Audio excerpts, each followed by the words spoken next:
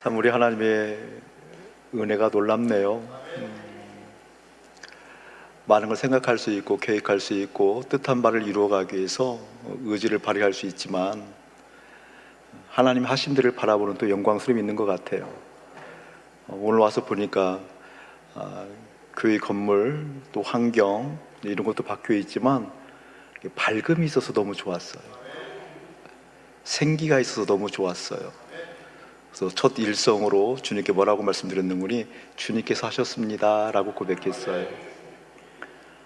많은 것을 궁리하고 또 염려하고 계획했지만 이 모든 것을 합력하여 선을 이루신 우리 하나님, 그 하나님께서 하셨군요 라는 고백이 턱 나오더라고요. 또 이 자리에서 여러분 뵙게서 너무나 반갑고 좋습니다. 그때는 소수가 앉아 있었지만 그럼에도 불구하고 당신의 사랑하는 몸된 교회를 버리지 아니하시고 끝까지 책임져 주시는 하나님을 바라보는 믿음이 있었는데 그 믿음의 결실들이 더 맺혀져 가는 것 같아서 너무나 좋습니다. 계속해서 하나님께 큰 기쁨을 누리시는 여러분 되기를 주님의 이름 축복합니다. 오늘 여전도 헌신 예배라고 해서 부탁을 받고 묵상하는 가정 가운데 헌신의 마음에 대해서 한번 생각해 보려고, 그리고 그 마음을 하나님께서 어떻게 또 운영하시는가 함께 보고자 이 자리에 왔습니다. 저희들이 금방 본문 잠언 23장 26절 말씀을 함께 합독했잖아요. 아들아 할 때 그냥 아들아라고 얘기하지 않고 내 아들아 이렇게 얘기하거든요. 아들이라고 하면 대표성이 있기 때문에 자녀들이잖아요. 딸들도 포함이 된다는 것 아시죠? 그러니까 아들아 불러서 섭섭해하지 마시고 내 딸아라고 하는 거 보니까 그 어감상 하나님 아버지의 사랑이 담겨져 있는 것 같아요. 그냥 내 딸아 이렇게 그 말 속에는 내 사랑하는 딸아 이렇게 담겨 있잖아요. 사랑의 마음도 담겨 있지만 한편으로는 하나님의 속상함도 담겨 있는 것 같아요. 하나님의 아픔까지도 담겨 있어요. 왜냐하면 그 다음 말이 이렇게 나오기 때문에 그렇죠. 사랑하는 내 딸아 너의 마음을 나에게 주렴. 사랑하는 아들아 너의 마음을 나에게 주고 이렇게 얘기하잖아요. 두 가지 생각해 볼 수 있어요. 하나는 마음이라는 것은 줄 수 있는 거구나. 마음은 어디인가에 둘 수도 있는 거구나. 여러분 마음을 줄 수 있다는 얘기는 마음이 어디로 간다는 얘기거든요. 여러분 마음에 대해서 생각해 본 적 있으세요? 마음 받아본 적 있으세요? 또 여러분의 마음을 어디에 둔 적 있으세요? 여러분 마음을 보낸 적 있잖아요. 또 한편으로 생각해 볼 여지가 뭐가 있는 거니, 하나님께서 사랑하는 딸아 너의 마음을 나에게 주렴이라고 얘기한 것 보니까 마음을 하나님께 주지 않았다는 것도 알 수 있잖아요. 왜 하나님께서는 우리의 마음을 원하시는 걸까? 제 이름이 교회에서는 애칭을 부르는데 아침이라고 불러요. 이 아침. 좋으면 좋다고 표현해 주세요. 제가 아침인데 우리 교우들이 참 좋아해 주셔요. 많이 좋아해 주셔요. 그런데 내 마음을 하나님께 드린다, 또 하나님께 가 있어야 된다, 또 내 마음을 원하시는 하나님이다 라는 걸 생각해 볼 때 하나님께서 내 마음을 왜 원하시는 걸까?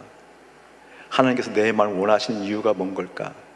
여기 있는 제 존재적으로 아침 목사라고 한다면 이 아침 목사가 하나님께 무엇인가 드리고 헌신하고 하나님을 바라보고 하나님께 가 있다라고 했을 때 여러분 어떤 존재가 가 있는 걸까요? 기본적으로 꼭 명심하시고 새겨야 될 것은 1차적으로 여러분의 마음이 하나님께 가 있는가 확인해야 돼요. 몸은 가 있어도 마음은 가 있지 않는 경우 많죠. 부부 사이에도 몸은 한 몸이지만 마음이 가 있지 않았을 때 그 오는 언짢음, 불쾌함 그런 것 있잖아요. 그런 의미로 우리 하나님께서 사랑하는 자녀들아 너희들의 마음을 나에게 주렴이라고 했을 때 아픈 하나님의 마음도 볼 수 있다, 그런 얘기예요. 그런데 그 뒤에 순서가 중요한데요. 하나님께서 사랑하는 아들아 사랑하는 자녀들아 너의 마음을 나에게 주며 라고 하고 그 뒤에 이렇게 나와 있잖아요. 그리고 난 다음에 너의 눈으로 내 길을 기뻐하거라. 아직 뭔가 감흥이 안 오시는 모양이네요. 여러분 마음이 하나님께 가 있을 때에만, 그때에서 비로소 하나님의 길이 보인답니다. 우리의 마음이 하나님께 가 있기 전까지는 결코 하나님의 길을 볼 수 없답니다.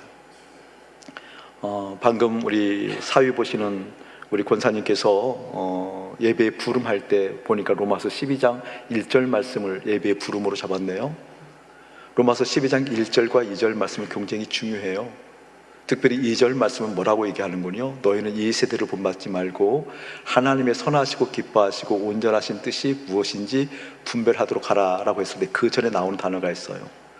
너희는 이 세대를 본받지 말고 마음을 새롭게 함으로 변화를 받아. 아멘. 이게 마음이 새롭게 변화되었다는 것이 거듭남을 의미해요.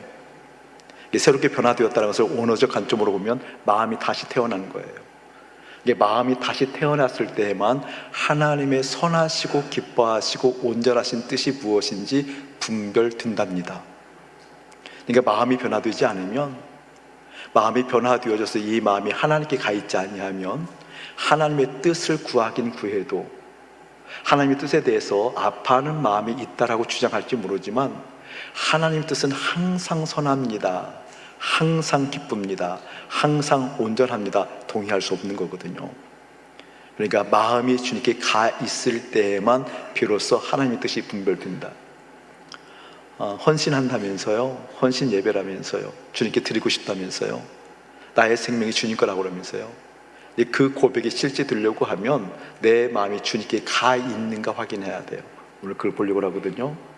내 마음이 주님께 가 있을 때만 비로소 하나님께서 말씀하실 때, 그때 비로소 하나님 뜻이군요, 하나님의 뜻이라고 한다면 항상 이것은 선합니다, 옳습니다, 반듯합니다라고 이야기할 수 있다는 거예요.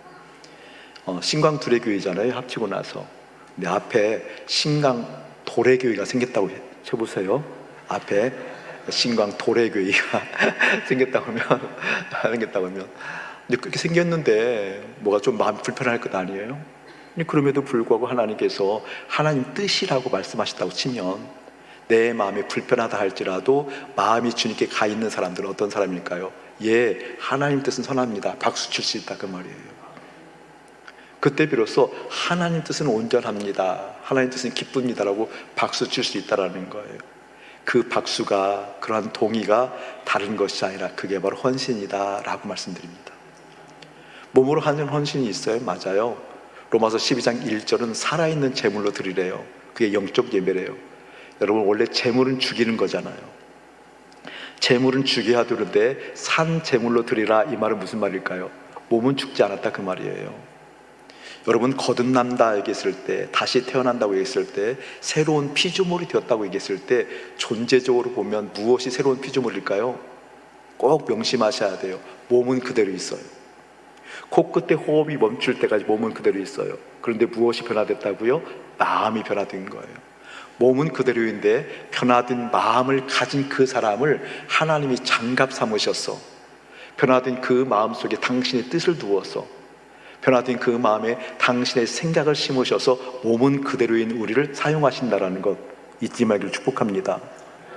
그러니까 여기는 목사님이 변화됐다 그러면 몸이 변화된 게 아니에요. 마음이 변화된 거예요. 아멘. 마음이 변화된 거예요. 그 변화된 그 사람, 그 몸은 그대로이지만 변화된 그 마음을, 몸을 입은 우리를 사용한다, 그 뜻이에요. 그렇다고 한다면 이 마음이 뭘까 좀 생각해 보자고요. 여러분, 마음 어디에 있어요? 물어보고 싶어요. 내려가서 권사님 여전도회 오늘 기도해 주신 우리 권사님 마음 어디 있어요? 그분 주로 가슴을 가리켜요. 그렇죠?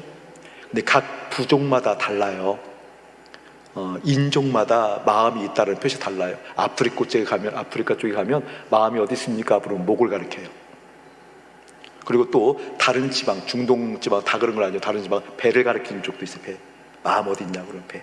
또 어떤 부족은 머리를 가리키기도 해요. 근데 여러분 생각해 보세요. 마음이 가슴에 있으면 가슴 속에 마음이 있는 건가요? 정말? 그런 건가요? 마음이 한번 얼어붙으면 바늘 끝도 안 들어가죠. 마음이 한번 넓어지면요, 그 사람만 품는 게 아니라 온 인류도 품지요. 마음이 한번 따뜻해지면요, 예전에 아픔이 있었지만 그 아픔을 품고도 남지요. 마음이 한번 추워지면요, 단 한 사람도 못 들어가요. 여러분, 마음이 뭘까요? 또 마음은 어디 있는 걸까요? 우리가 한번 생각해 보자고요. 하나님께서 우리 인간을 창조하실 때 어디에서 창조하시는 분이 시간과 공간의 구속함을 받는 데 창조했어요. 그것 보고 3차원 세계 안에서 창조했다 그 뜻이에요. 우리 인간을 3차원 안에서 창조했기 때문에 시간과 공간의 제약을 받아요. 그렇죠?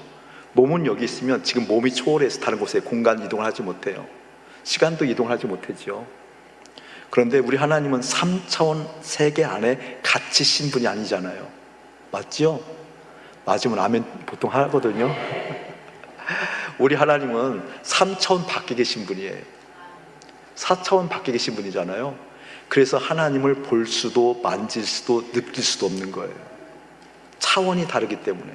근데 하나님은 차원이 다르신 그 하나님께서 우리를 3차원 시간과 공간의 구속함을 받도록 만드셨는데, 근데 하나님은 4차원에 계시니까 3차원에 있는 우리들이 그 하나님을 만질 수도 느낄 수도 볼 수도 없다라는 거예요. 그렇다면 문제가 생기는 거잖아요. 어떻게 그 하나님 알 수 있죠? 또 그 하나님은 어떻게 우리에게 그 하나님을 계시 나타내 보여줄까요? 어떻게 당신을 나타내 보여줄까요? 차원 밖에 계시는 분인데. 그래서 당신을 계시하려고 만든 기관이 마음이랍니다. 아멘. 이 마음만큼은, 우리 몸은 공간 이동을 못하지만 마음은 공간 이동을 해요. 지금 여기 앉아있지만 딴 마음 가지신 분들이 있거든요. 그쵸? 딴 마음 갖는 거 있거든요. 여기 있는데 딴 마음, 뭐 집이든 회사든 삶의 자리든 어떤 취미생활이든 딴 마음을 품잖아요. 딴 곳에 가잖아요. 그쵸? 역으로요, 회사에 있을 때도 딴 마음 예수 생각할 수 있답니다. 이게 아멘할 대목이에요. 밥 하면서도 예수 생각할 수 있어요. 아멘. 여러분, 마음만큼은 공간 이동하는 것뿐만 아니라 시간도 이동해요. 그렇죠? 우리 권사님 연세가 올해 어떻게 되셔요? 70세요? 제가 기분 좋으시라고 70세라고 해드린 거예요. 근데 우리 권사님 80이 넘으셨는데 40대 때 생각하면 생각나지요? 그럼요. 여러분, 마음은 시간 이동해요. 가능하거든요. 우리 하나님께서 당신을 계시 나타내 보여주려고 만든 기관이 마음이다. 그래서 성경은 뭐라고 얘기하는 거니? 나는 너희들 다른 것 안 봐. 너희들 속 봐. 너희들 중심을 봐. 너희들이 나에게 드릴 때는 1차적으로 너희들의 마음을 나에게 줘야 돼 라고 얘기하는 이유가 거기 있거든요. 나는 너희들의 마음을 보거든. 그래서 우리 하나님 말씀하잖아요. 내가 너희들 속에 거한다. 아멘. 내가 너희들 속에 거한다. 다시 말하면 마음은 하나님이 당신을 우리 가운데 나타내 보여주려고 만든 기관이고, 우리 하나님께서 거하시려고 만든 기관이 마음이다 그 뜻이에요. 좀 더 진행을 해볼게요. 마음이라는 것이 원어로 보면, 성경 원어 헬라어로 공개되어지면 카르디아라고 그래요. 모르니까 적어놔도 괜찮아요. 카르디아, 중요한 얘기예요. 그 뜻은 무엇인 거니? 깊은 마음이라는 뜻이에요. 가장 깊은 마음. 그것을 우리가 성경적으로 표현하면 지성소라고 얘기해요. 그렇죠? 지성소. 지성소는 가장 깊은 마음을 의미하고, 그 깊은 마음을 원어로 이야기하면 카르디아라는 뜻이 카르디아. 그런데 여러분, 지성소라는 것은 아무나 못 들어가잖아요. 그렇죠? 우리가 성막을 공부해보면 성막에는 가장 끝에 있는 것이 이방인의 뜰이 있고, 그 다음에 여인의 뜰이 있고, 그 다음에 유대인 남성의 뜰이 있고, 그 뜰에서 뭐 해요 여러분? 잡잖아요. 번제물을 잡고 손을 씻은 다음에 번제물을 잡고 각을 떠서, 그 다음에 제사장들이 어떻게 해요? 성소에 들어가잖아요. 성소에 들어가면 왼쪽에 7촛대가 있고, 오른쪽에 떡상이 있고, 앞에 금향로가 있고, 거기서 이제 하나님을 바라보는 영광들이 있죠. 그런데 지성소는 아무나 못 들어가요. 지성소는 1년에 딱 한 번 대제사장만 들어가요. 7월 10일 날. 그렇죠? 대제사장의 지성소에 들어갈 때는 하나님께서 만들어주신 옷을 입어요. 하나님께서 디자인하시고 재단하신 그 옷을 입어요. 뭐 보석은 어떻게 붙여라, 옷은 어떻게 입어야 된단다, 머리는 어떻게 써야 된단다. 하나님께서 재단해 주신 그 옷을 입고 지성소에 딱 한 번 들어가는데, 그날이 7월 10일 날이에요. 7월 10일 날 들어가서 뭐 하는 거니? 거기 가면 법궤가 있잖아요. 법궤 있는데 들어갈 때 우슬초에 번제단에 잡았던 그 피를 묻히고 들어가요. 그리고 그 법궤에 7번 피를 뿌려요. 1번, 2번, 3번, 7번. 여러분, 혹시 우리 예수님께 십자가 들어가실 때 몇 번 피를 흘리시는지 아세요?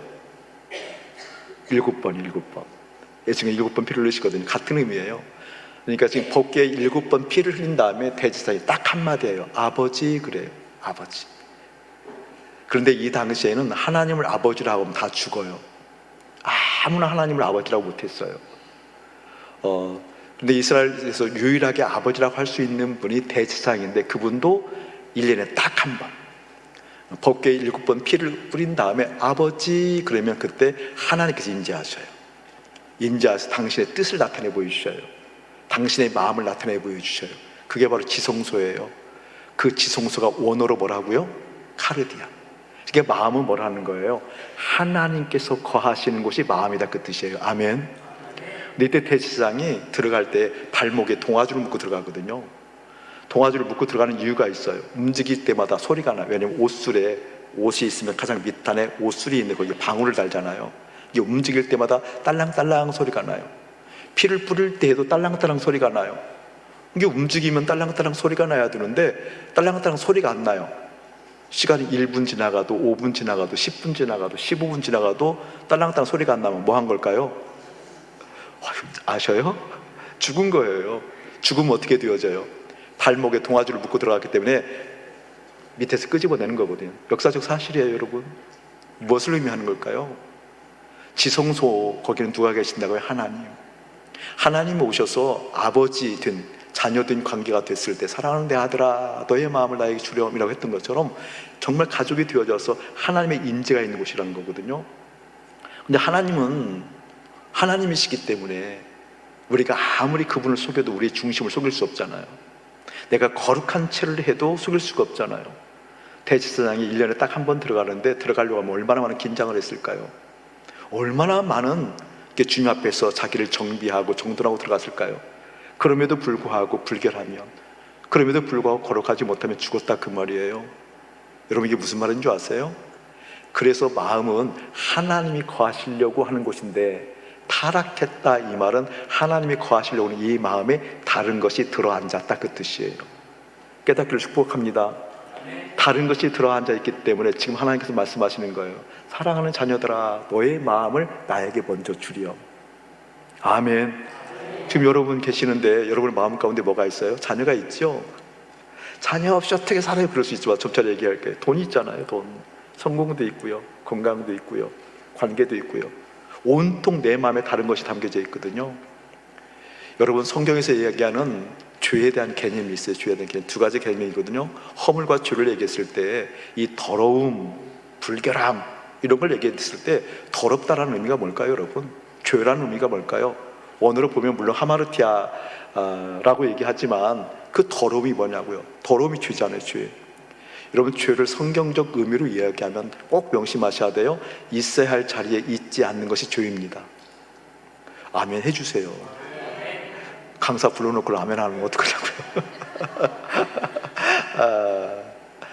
이 얘기는 무슨 얘기인지, 제가 오늘 양복을 일부러 좀 이렇게 하얀색 계통으로 일부러 좋은 옷을 차려입고 왔어요. 이걸 정말 오랜만에 입은 옷이거든요. 괜찮죠? 도와줘서 감사합니다. 괜찮은데 이 양복 깨끗하거든요. 드라이 깨끗하게 해서 오늘 1, 2, 3부 예배 인도하고 설교하고 그리고 급히 이곳에 왔으니까요. 깨끗한데 여러분, 집에서 김치 맛있게 드시죠? 김치도 깨끗해요. 근데 김치를 여기다 딱 하나 얹었다 쳐보세요. 김치는 깨끗하고 이 옷은 깨끗하거든요. 근데 있어야 할 자리에 있지 않기 때문에 더럽다고 얘기하는 거거든요. 이해되세요, 여러분? 이게 죄, 그러면 우리가 생각하는 도덕적 또 윤리적 개념만 생각하는데 절대 그렇게 생각하면 안 돼요. 죄라는 것은 무엇을 의미하는 거니? 있어야 할 자리에 있지 않은 것. 다시 말하면 내 마음은 하나님이 거하시려고 만들었는데, 내 마음은 하나님께서 거하셔서 당신의 생각을 주시고 당신의 마음을 주시고 당신의 뜻을 주시려고 내 마음을 만들었는데, 인간들이 타락하고 나서 내 마음에 무엇을 담았다? 하나님 외에 다른 것을 담았다. 그것을 죄라고 그러거든요.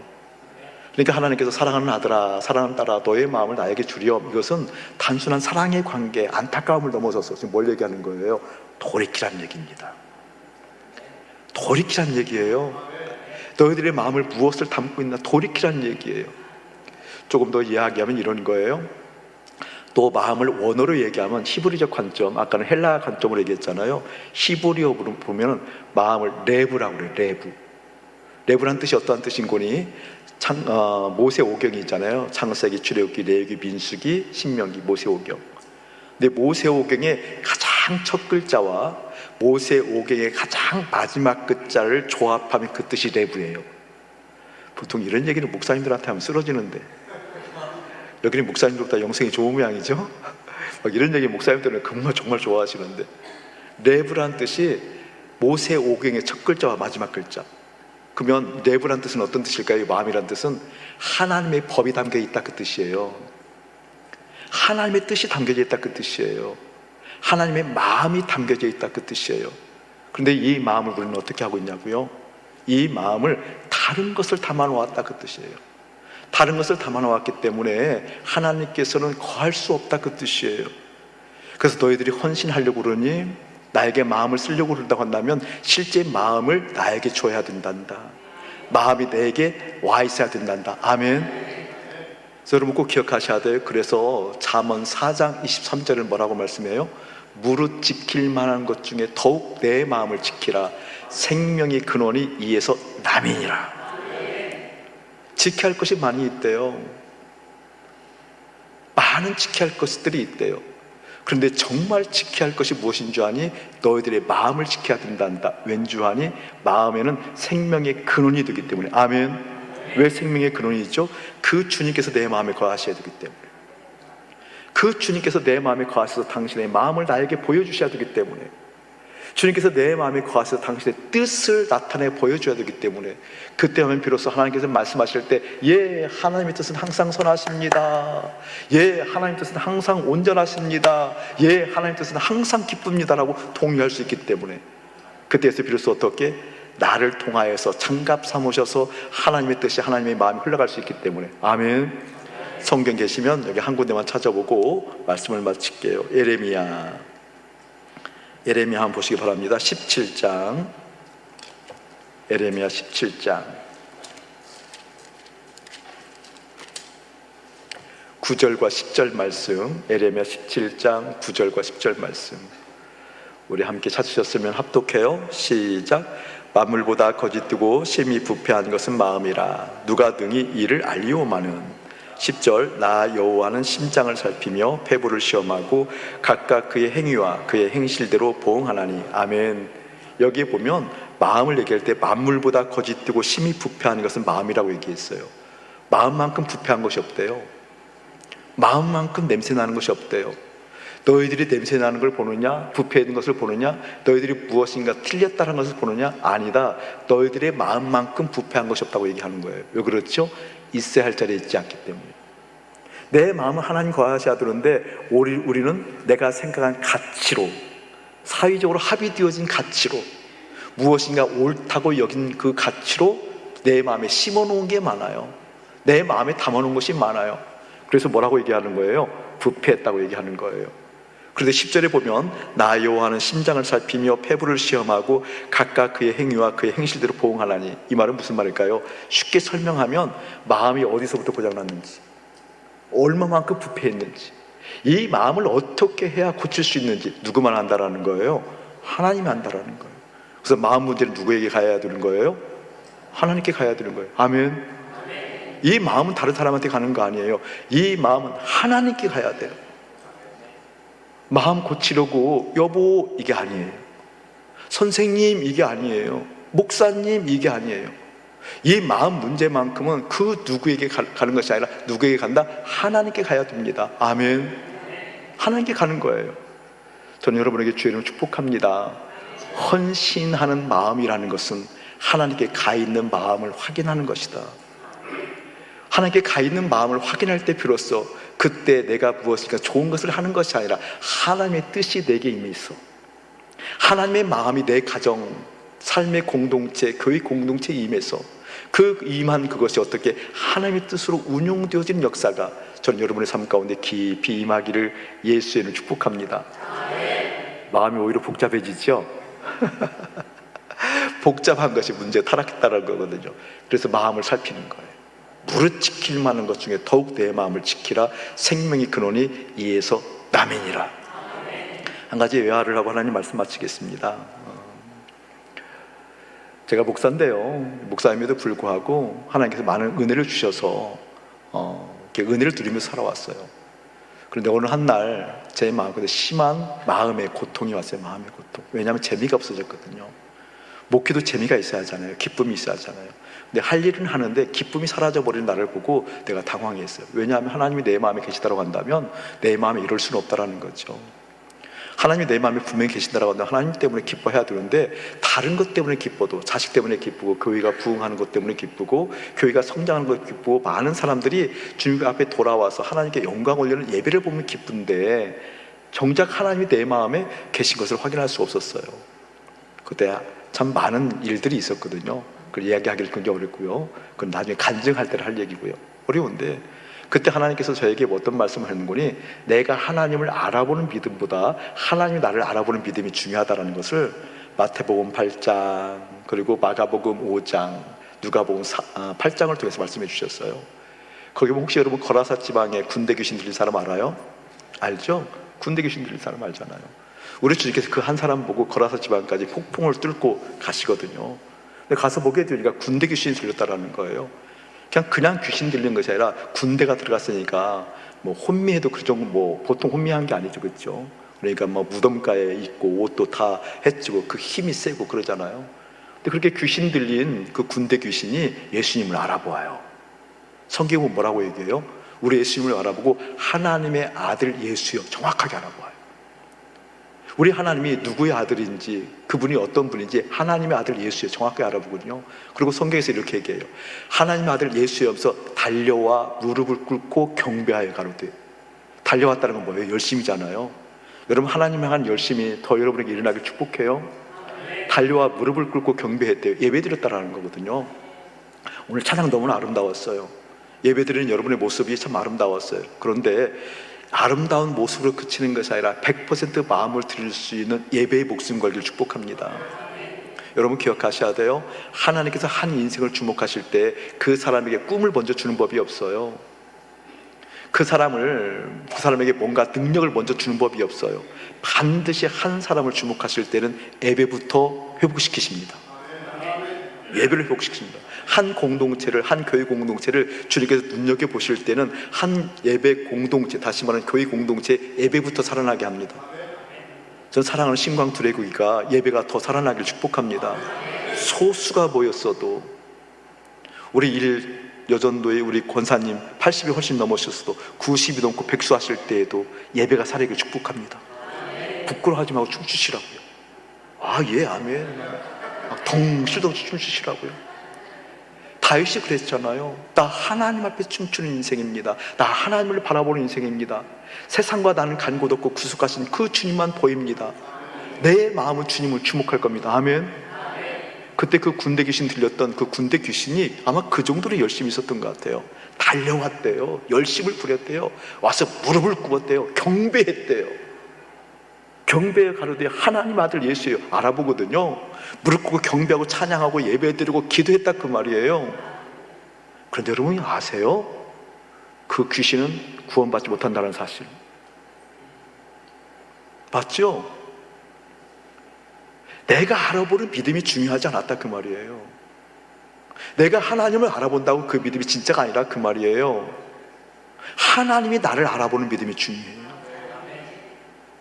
제가 하나님께 혼날 때 마태복음 7장으로 내 목더미를 잡고 꼭 들어서 이렇게 그냥 봐라 할 정도로 강한 임재를 느껴서 마태복음 7장을 통해서 제가 굴러 떨어져서 3년 동안 헤맸던 기억이 있어요. 우울증에 빠져서 목사임에도 불구하고 창피하게. 마태복음 7장이 뭔지 아세요? 네가 귀신을 내어 쫓았느냐? 네가 선지자 노릇했느냐? 네가 하나님의 뜻을 나타내 보여주었느냐? 내가 너를 도무지 알지 못하겠노라. 불법을 행하는 자들아 내게서 떠나라. 저에게 주신 말씀이거든요. 저 정말 많은 역사가 드러났어요. 수많은 치유 기사도 드러나고요. 수많은 곳에서 말씀도 전했고요. 한 번은 인천에 가서 말씀을 증거하는데요. 1300명 정도 모였는데 1300명이 한 교회 장로님과 권사님들이라고. 좀 놀래주세요. 주한장로교회. 주한장로교회도 그렇게 많은 줄 몰랐어요. 권사님이고 장로님들이. 권사님 장로님만 1300명. 아, 고마워요. 리액션 아주 좋았습니다. 거기서 말씀도 전하고 그랬거든요. 수많은 이적이 일어났어요. 여러분, 저 언제 저희 교회 오시면 들어보면은 그것 또한 발자취 가운데 기적과 이사는 참 많았어요. 그런데 하나님이 저를 모른다고 그러더라고요. 불법을 행했다고 그러더라고요. 저는 무슨 말인지조차도 몰랐어요. 그 뜻을 이해할 수가 없었어요. 그 말씀이 나에게 그대로 온다라는 것이 너무 충격이었어요. 하나님, 제가 귀신도 내어 쫓았는데요. 저였어요. 하나님, 제가 말씀도 전했잖아요. 선지자 노릇했잖아요. 수많은 이적과 기사가 있었잖아요. 변명했어요. 그때 하나님 저보고 불법을 행한다고 했어요. 불법을. 여러분, 불법을 행한다는 것이 무슨 말인 줄 아십니까? 쉽게 그것을 재해석하면 마음이 하나님께 가 있지 않음에도 불구하고 일들을 행하는 것이 불법입니다. 아멘. 내 마음이 주님께 온전히 가 있어서 하나님이 나의 주인 되지 않았음에도 불구하고 그 하나님의 능력을 힘입어, 그 하나님의 능력을 빌어, 그 하나님의 행위를 빌어서 행하는 일들이 불법이에요. 저에게 그 말이 이 말은 좀 몰랐어요. 3년 동안 아무것도 못했어요. 설교 한 편도 할 수가 없었어요. 신방도 할 수가 없었어요. 그때 주님께서 저에게 새롭게 나를 이끌어 가시면서 주신 은혜가 무엇인 줄 아세요? 이 마음 하나님 것입니다. 하나님이 나를 알아볼 수 있도록 이 마음 하나님 것입니다 라고 이 마음 살피는 것이 주된 사역이 됐어요. 어쩜 그럼에도 불구하고 이 마음에 다른 것이 채워지는지, 어쩜 그렇게 자식이 들어오고 교회가 들어오고 목회가 들어오고 성공이 들어오고 교우들의 걱정이 들어오고 이 나라의 민족이 들어오고 어쩜 그렇게 문제가 들어오고 환경이 들어오는지 그때 깨달았어요. 내가 주인 노릇하고 있다는 것. 그래서 선명하게 보여주신 것이 있어요. 주님이라고 얘기하지만 내가 주인이었구나. 주 예수여라고 예수님을 주인이라고 얘기하지만 내가 주인이었구나. 주께서는 말씀하셔요. 너의 마음의 주인이 누구이냐. 그 확인하는 것은 다른 것이 아니라 너의 마음을 나에게 줘야 된단다. 그때 비로소 나의 참뜻을 네가 알 수 있단다. 이 역사가 예수의 이름으로 여러분에게 가득하기를 주의를 축복합니다. 기도하겠습니다. 하나님, 복된 교회에 왔어요. 주님께서 은혜 주시고 새롭게 이렇게 세워주는 교회에 왔어요. 힘들고 어려운 과정도 제가 보았거든요. 하나님의 아픈 마음도 보았어요. 근데 새롭게 은혜 주셔서 생기가 있게 하시고 하나님의 은혜가 있게 하셨어요. 이제 귀한 이들 가운데 온전하게 100% 마음을 다 쏟게 하시는 하나님의 마음 또한 이 시간 바라봅니다. 귀한 딸들이, 귀한 아들들이 마음을 온전하게 주님께 드릴 수 있는 영광 허락하여 주옵소서. 귀한 이들을 축복하옵고 예수 그리스도의 이름 받들어 기도하옵나이다. 아멘. 고맙습니다.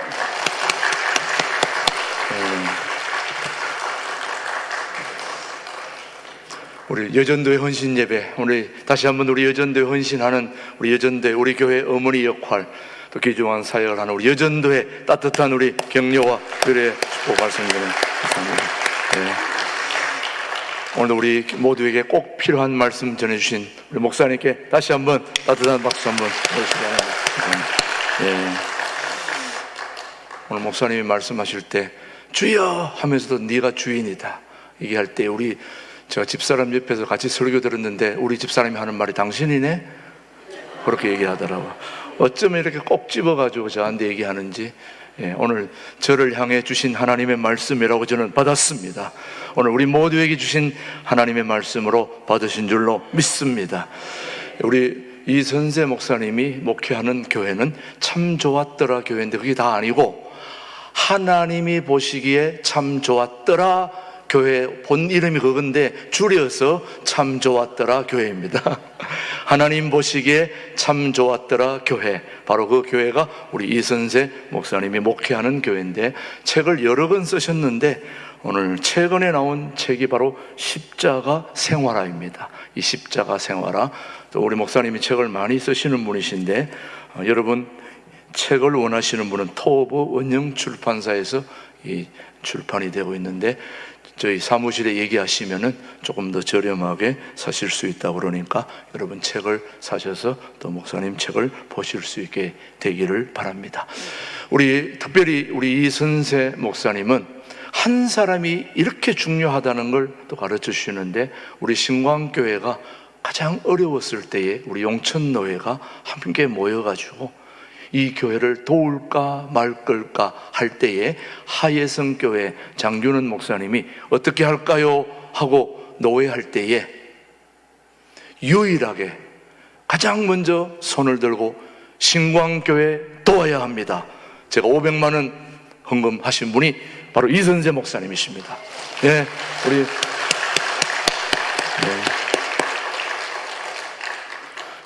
제가 그 자리에 있었다면 다른 교회 도운다 할 때 제가 그렇게 했을까 생각하면 있을 수 없는 일입니다. 정말 우리 교회도 어려운데 이 어려운 교회를 직접 돕겠다고 먼저 손들고 직접 500만 원, 쉽지 않은 건데 그렇게 해서 시작해서 우리가 1억 5천인가 2천 2억인가 그렇게 우리 교회가 도움을 받았다는 거, 이거는 한국교회 유일한 역사입니다, 여러분. 우리 신광교회가 그렇게 해서 오늘 여기 신광두레교회가 여기까지 오게 된 것입니다. 그 시작 첫 줄기에 우리 목사님이 그렇게 쓰임받았다는 걸 생각해보면 오늘 우리는 너무너무 감사한 거죠. 오늘 귀한 말씀도 너무너무 감사하고 또 도움 주신 것도 감사하고, 앞으로 우리 신광두레교회는 주님이 기뻐하시는 주인 되는 것이 아니라 우리 하나님이 알아보는 교회, 우리 하나님이 우리 여러분을 알아보고 우리 교회를 알아보고 그런 교회가 되기를 소원합니다, 소망합니다. 예, 그렇게 하시고 오늘 우리 여전도에 우리 다시 한번 우리 헌신하는 우리 모두에게 따뜻한 그런 마음으로 우리 교회 섬길 수 있게 되기를 우리 여전도에 축복합니다. 감사합니다. 우리 모두 자리에서 일어나셔서 우리 나의 마음속에 온전히 찬양하고 바로 우리 이선세 목사님 축도해 주심으로 오늘 우리 여전도의 헌신 예배 모두를 마치겠습니다. 하나님 사랑합니다. 우리 하나님을 기뻐합니다. 하나님의 뜻은 항상 선하십니다. 온전하시고 항상 기쁩니다. 그 마음을 담아낼 수 있는 마음 주님께 가 있는가 확인합니다. 이 마음을 다른 것에 쓴 것을 회개하오니 긍휼히 여겨 주옵소서. 이 마음에 담아놓았던 수많은 것들을 십자가에서 처리하오니 불쌍히 여겨 주옵소서.